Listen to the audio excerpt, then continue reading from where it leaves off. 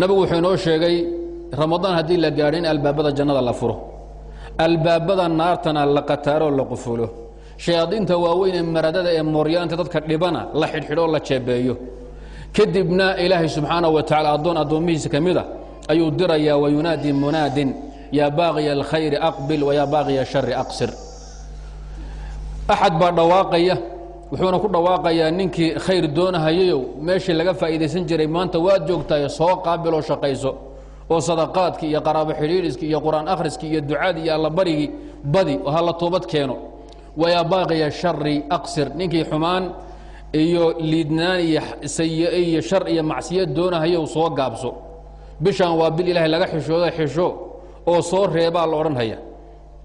xusuubanu inoo sheegay in habeen walbo ramadaana iyo maalin walbo ramadaana ilaahay uu addoomihiisa qaybkooda naarta ka xoreeyo ina lilaahi cutaqaa'a min annaari fii kulli yowmin wa leylati min ramadaan min annaar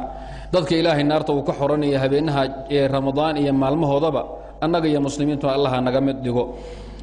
waxaa la doonayaa marka dadkaasi muslimiinta naarta laga xorayn habeen walbo ramadaan iyo maalin walbo ramadaan asbaab bay ku kasbanhayaan layska siin mahaye waa inaad kasbato ikhlaaskiisii iyo sidqigiisii iyo alla kacabsigiisii iyo baryada ilaahay waa inaad mudato oo waxaad ku mudato aad la timaado asbaab kuu shafeeca qaado oo kugu darto dadka naarta laga xoraynayo inuu ruuxa muslimka la yimaadaa laga doonaya wuxuu subanu inoo sheegay salawaatu rabbi wasalaamu calayh ruux kastoo muslima bisha ramadaan maalin walba wuxuu leeyahy baryo laga aqbalayo duco mustajaabo ah oo laga aqbalayo buu leeyahay waa in muslimiinta loo duceeyo oo waalidka loo duceeyo oo qaraabada loo duceeyo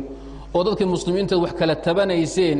aad hawshaa sulxi ka gasho iyo in la iscafiyo haddii xataa adiga laguu soo hoyan waayo inaad isku daydo inaad ninkaani faraha ka qaadiyo gabadhan muslimiinta walaasha ah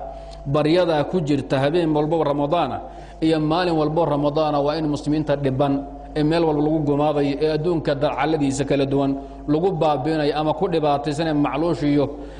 baahidu ay baabi'isay in loo duceeyo wey wa ina likulli muslimin dacwة mustajaabة fii kuli yowmi walaylaةi min ramadaan ruux walboo muslima wuxuu leeyahay